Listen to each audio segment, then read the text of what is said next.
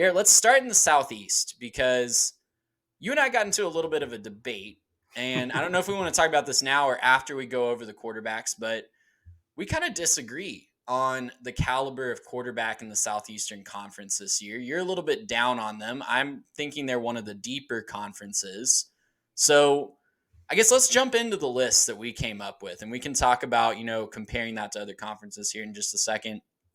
As with the other conferences, we'll start with number one and kind of give him his moment in the sun. We went with Jaden Daniels at LSU. And Yep. to me, all you have to do is turn on the tape basically post Florida State last year.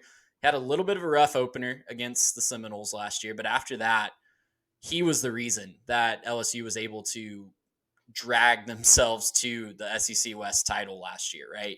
He was largely the reason that the offense worked in Brian Kelly's first year. And, whether it was on through the air, he improved as a passer over the course of the season, in my mind. And the entire season, he was deadly on the ground. So it was really impressive to see him go from, question, we didn't know if he was going to win that job, pretty much all the way up to week one. We weren't sure if he was going to win that job or not, to going to be clearly, as we go into 2023, the best player, the best quarterback, in the conference.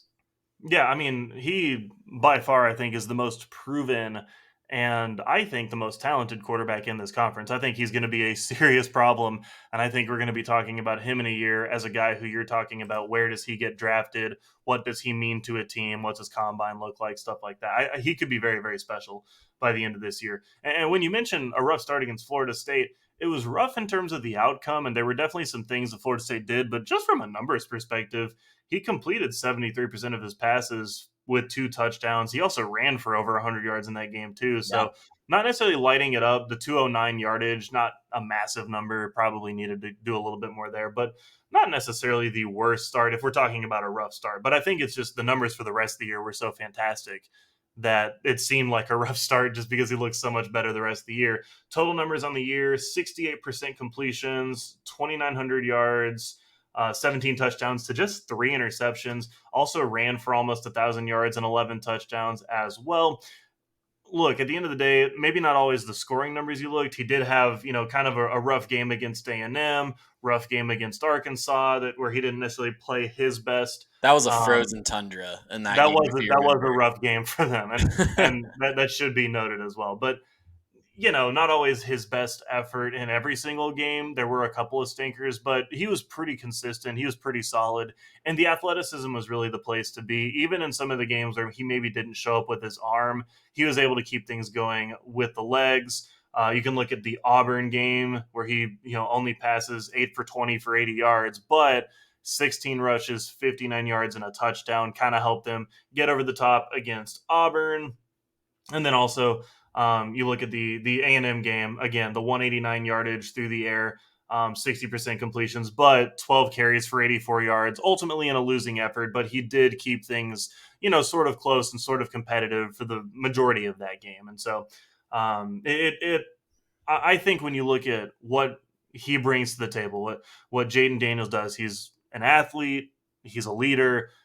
Clearly, Coach Kelly got the most out of him at LSU, and I think that he's going to bring them right back. Maybe a little bit of a better defensive effort from them at times. I know they weren't always the best against the run last year, but maybe stop the run a little bit more, get the ball back for him, let him put up some big numbers. I think he could have a really special season. I do too. And, you think about the receiving core that he's going to have to throw to. I think it's going to be one of the best in the conference. And the talent around him is going to be fantastic as well. So I think he's set up for possibly, I don't know if you can call him a dark horse at this point, but he's going to be mentioned as one of the top contenders for the Mm-hmm. Heisman throughout this year. And I think, when you look around the rest of the SECs, we'll get into the rest of this top five that we've come up with. I do think that he is, at least from what we've seen on the field over the last couple seasons from some of these other guys, I think he is a tier above this next group that we'll talk about. So Yeah. we went with Joe Milton, the third at number two. Of course, the Tennessee quarterback who's going to take over for Hendon Hooker. We saw what he could do down the stretch. And, he really took the torch from Hendon Hooker and just kept on running with it. I know the South Carolina loss was, just a debacle for Tennessee, but after that game, we really saw a lot of glimpses of what Joe Milton could do. After Joe Milton, we're going with Will Rogers, the salty, grizzled vet at Mississippi State. I think this is like the 10th year that he's going to play college football at Mississippi State, but he checks in at number 3. That might be a surprise to some people, but we'll talk about that in just a second. And we're going to round out the top 5 with Devin Leary at Kentucky and KJ Jefferson. I know Arkansas fans, if you haven't creamed off the road yet, here's your guy. I know you're worried about where he's at, but we're going to put KJ Jefferson at number 5 on our preseason list for the SEC. So, Garrett, as we look down this list, I guess we can run through really quickly just the pros and cons for each of these guys and maybe the case for and against them. Let's start with Hendon Hooker. Or, sorry, excuse me. Start with Hendon Hooker's old school, Joe Milton. I mean, I think the case is pretty clear. He's got a cannon for an arm. He's got a lot of receiver talent that he's going to throw to, albeit they're losing some of their top guys from last year. That offense is just going to really set him up for success. Yeah, and I think the limited ability, or not the limited, but the limited looks he got last year is the only reason why you're not going to project him any higher than 2 right now. You do look at the last couple games. Vanderbilt, not necessarily his best completion percentage, 11 for 21, but he did throw for a touchdown, no picks in that game. And then Clemson, that bowl game, I think is where he really shined. 19 for 28, that's almost 70% completions, 251 yardage, and 3 touchdowns. He was really, really good in that game, never really felt competitive against the Clemson defense that was pretty solid last year. There are some really good efforts from that Clemson defense. Maybe not always up to their standard they had played in previous years, but still a really good unit. I think Joe Milton's pretty clearly your number 2. There's a case to be made that Will Rogers could be above him, but I think, again, you're talking about the offense he plays in, looking at what he's going to be able to do in terms of the talent around him, the looks that you're going to get. I think it's pretty clear that Tennessee is a legit contender. Their new staff with Josh Heupel there, I think, is really good. I think they're gonna keep being explosive on offense, and I think that Joe Milton could be your next big quarterback at Tennessee. Doesn't really do a lot in the run game, which is really the only reason you can't put him up where Jaden Daniels is. Contagious, man. It's I'm telling you, contagious. it's 2 guys. We'll talk about maybe Jalen Daniels in a second, but I think it's the lack of ability in the run game. Only 77 rushing yards on 18 attempts last year. He didn't really do very much. They didn't ask him to. It's not really a quarterback run heavy offense, but it hasn't really shown that he's that type of an athlete to really make a difference in both facets. Is he going to run more this year? Maybe we could see that, but I think you'd have to kind of be stretching to project that one out for Joe Milton the third. Will Rogers at number 3, and if you're wondering why he's here, all he's done in his whole career is throw for 10,689 yards, 82 touchdowns, and just 24 interceptions. Like, I know that the argument against him is he's a product of the air raid system. I know that.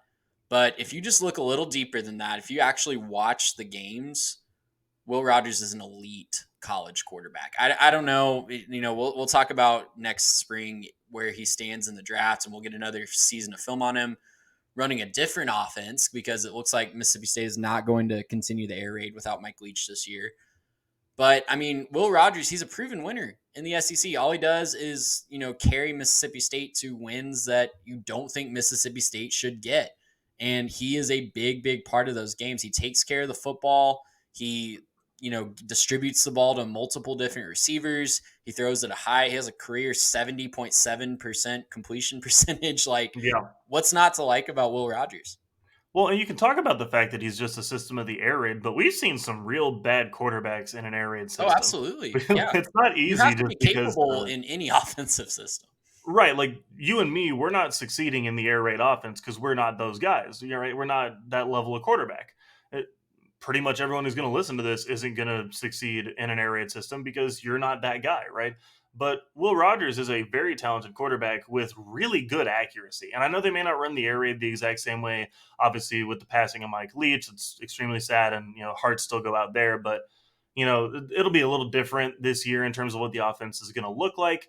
I still think Will Rogers is going to have a really special season. He's very accurate with the football, makes really, really good decisions. I remember his first game where he really saw action was where he came in, I think, either at the half or in the fourth quarter against A&M a couple years ago in that COVID season, and he almost came back and won that game.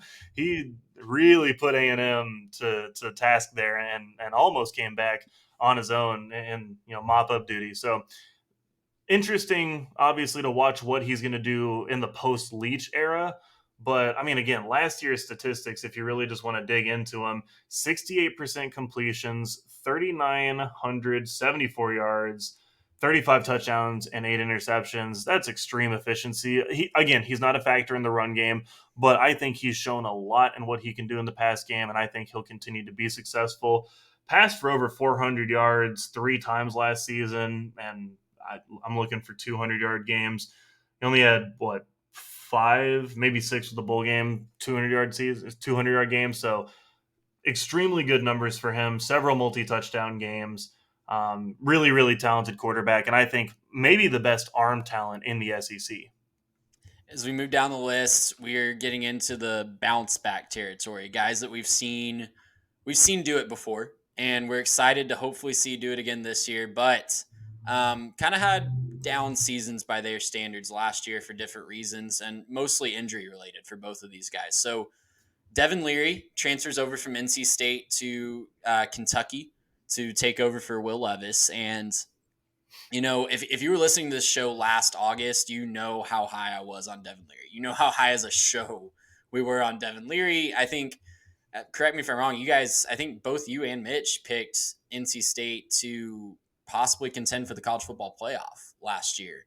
I think so, yeah. Yeah, and it's largely because of Devin Leary, because if you look back a couple of years in 2021, the dude's throwing for 3,500 yards, 35 touchdowns, and just 5 interceptions. So last year, he only gets to appear in 6 games. He's really riddled by injuries, but even in those games that he did play, you're still seeing glimpses of what he could be.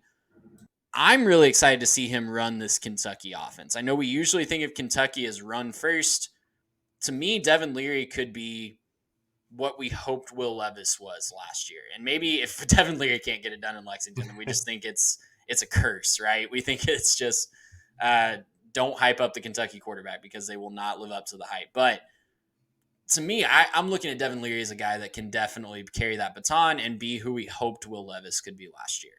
Right. Well, I mean, don't tell Coach Stoops, but that's just because Kentucky's a basketball school, right? Is that how this works? No, I don't know. Yeah, for me, this is kind of where I think we start to deviate a little bit on where the SEC is as a quarterback conference. I agree that Devin Leary is probably your 4th best quarterback in the conference, but that's why I don't think that the SEC is necessarily that strong as a quarterback conference this year. They have a lot of guys that are just like, yeah, they could be good. They could be really solid, but I'm looking at Devin Leary's numbers from last year. I know he had some injury issues, but if you take out UConn and Charleston Southern, his max totals in a game were, let me look at this, 245 passing, 1 touchdown, and he threw a pick in 3 of those games. Yeah. And so not great numbers against competition that's not Charleston Southern or UConn. And yeah, like there was Clemson and Florida State. That's bowl eligible UConn. Thank you very much. Apologies. So sorry to the Huskies. Got to apologize for that one. Another basketball school. But Texas Tech was on that schedule. Not necessarily a juggernaut defense there in Lubbock. He passes for 65%, 121 yards, no touchdowns, no picks. He didn't have to. They won that game, but yeah, the running backs kind of carried that one, if I remember correctly. But not a massive explosion of offense in that game. East Carolina passes for about 50%, 211, a touchdown and a pick. I'm just not necessarily convinced that he's still that guy where he can really show up and put the team on his back. He has the talent. He's shown us that he can. 2021 was a magical season for them. I don't know what he's going to do at Kentucky. I think he has a better team around him. I think he has some better talent to maybe throw to. But I'm not sure that he's necessarily at that level as a quarterback. And I think KJ Jefferson, you could talk about him at number 5. He's a similar type of guy where if you just look at his numbers look fine. 68% completions last year, 2,600 yards, 24 touchdowns, 5 interceptions. But there were just some games where it didn't really feel like he was doing a whole lot. He definitely was a factor in the run game at times, but it kind of felt like at times last year, if KJ Jefferson couldn't get it going, they didn't really know what to do as an offense. I know Rocket Sanders is explosive, and I know that he had a great season as well, but just kind of seemed like when KJ was off, they didn't really have a chance in some of these games. And I think if you're going to ride that heavy on one person being that guy in your offense, he has to be more consistent. I think that's And well, yeah, I think that's well said. yeah, And I think, this is going to be KJ Jefferson's third full season circling around the league. And yeah, for better or worse, I think the word might be out on how to stop KJ Jefferson. That's what I'm concerned for him this year. I don't know that for sure, and I think that he might still have some magic up his sleeve if he's improved as a passer.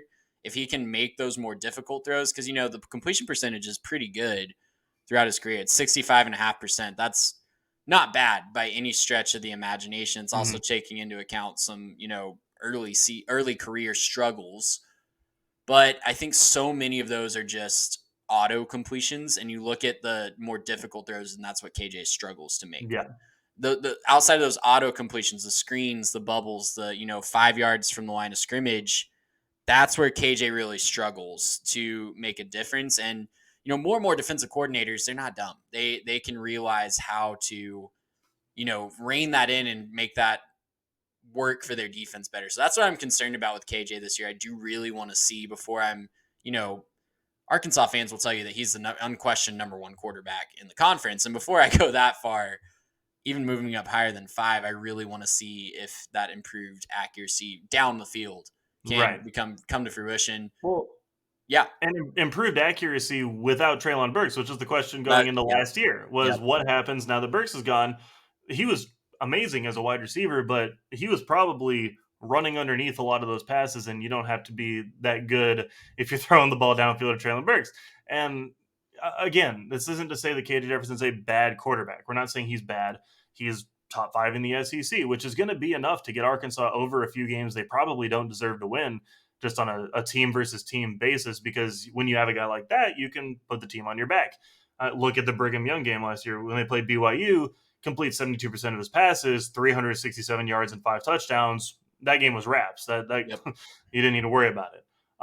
But again, there were a lot of games where he kind of didn't show up. They probably had no business losing to A&M last year, and fumble on the goal line, turned into a touchdown for the Aggies, ended up being the difference.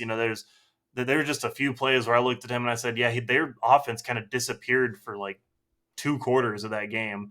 And man, like that's a disappointing way for your offense to go when you're a team like Arkansas and you have some really solid players. It just I'm curious to see what he can do with maybe a little bit less talent, or maybe when he gets put in a position where he has to pass the ball downfield with some accuracy. Elsewhere in the league, I think we see, in my mind, I like the SEC's depth. I think they might not necessarily. I think the Pac-12 definitely has the best top 3 in the entire country. But this is where you and I were debating before the show as we're putting Mhm. this list together. Because in my mind, you look at guys like Peyton Thorne, who transfers from Michigan State to Auburn, Carson Beck, who's going to be his first year as a full-time starter at Georgia. Whoever Mhm. starts at Ole Miss, whether that's Spencer Sanders, Jackson Dart, um, Howard at Ole Miss, even Connor Wegman at Texas A&M, who flashed a lot of potential Mhm. down the stretch last year. If you're telling me those guys are 6 through 9, 6 through 10, that's a lot of quality. That's a lot of talent. We haven't even gotten into who's going to win. Jalen Milroe is, I think, a guy. I saw some, Mhm. ranking the whole FBS quarterbacks came out this week. Some lists have come out recently, and Jalen Milroe is in some people's top 15. We don't have Yeah. him there, and we've made our, feelings be very clear about how we feel about the Alabama quarterback situation. But Right. I think there's a lot of quality depth in this conference. And I think it's going to be really interesting to see how the rest of this list shapes out and how those teams kind of sort themselves out. You don't necessarily agree. Where would you rank the SEC? We haven't talked to Big 12 yet, but as terms of Power 5, where would you put the SEC? Because I'm having a really hard time not putting them number 2 behind the Pac. So this is going to be a thing where I could be looking back at the end of the season and there's just, egg all over my face, right? I could be totally wrong about this, but I think it really just depends on how some of those guys develop. Graham Mertz at Florida, he could be really, really good, and we could be talking about maybe a renaissance for Florida. I don't think that's going to happen, but we could be talking about that. Peyton Thorne, I'm not necessarily as high on. I do think Auburn's going to be better. How much better? I don't know. I think Peyton Thorne's a better option than they had on campus, but I don't necessarily think he's the guy to save the day for the Tigers. Carson Beck, we'll see. Connor Wigman, we'll see. I'm curious to see with Milroe, or if it's maybe Buckner or whoever ends up winning that job in Alabama. We'll see, right? We will see how some of these guys pan out and develop. Right now, if we're going to rank just conferences, I'm maybe inclined to put them behind the Pac-12. I'd probably put them behind the Big Ten. I think the Big Ten has better top end, better maybe 1 through 5 or 6 than I think that these guys have, and maybe a toss up with the Big 12. There's some talent in the Big 12, maybe not as much depth, but I think top end you could compete in the Big 12. For which conference has the better talent. So I don't think they're worse than the ACC. The ACC, not a very good quarterback conference. But yeah, I think you can make a case for a lot of different conferences in terms of where they stack up, which is different because I think the SEC has been used to having those best guys, right? I think the SEC has been used to having the top guys. I'm curious to see where they rank now that I don't think they have the clear-cut top guys. I'm curious to see how they compete nationally against like the Pac-12 or the Big Ten. Yeah, it'll be fascinating. And, some of these non-conference matchups will be really cool. We haven't really talked about Spencer Rattler. We get to see him against Drake May in week 1. We'll get into all that as we get into preview season, but it will be interesting to see which one of us is closer to being right by the end of the season. Gracious, how about